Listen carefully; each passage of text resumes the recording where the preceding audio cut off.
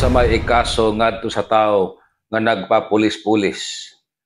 Dili tinuod nga pulis. Feeling pulis. Papasakaan ba siya og kaso?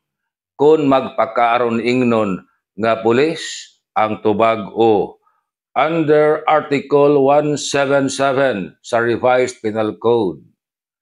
Ang tao gani nga mohimo og function nga dili iya sama pananglitan nagpatuo siyang pulis apan dili tinuuray nga pulis, pwede nga pasakaan og kaso.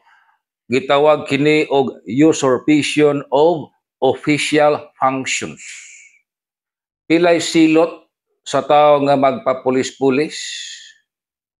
Taas-taas og silot oy. Moabot og 6 ka buwan ngadto sa 6 ka tuig nga pagkapriso.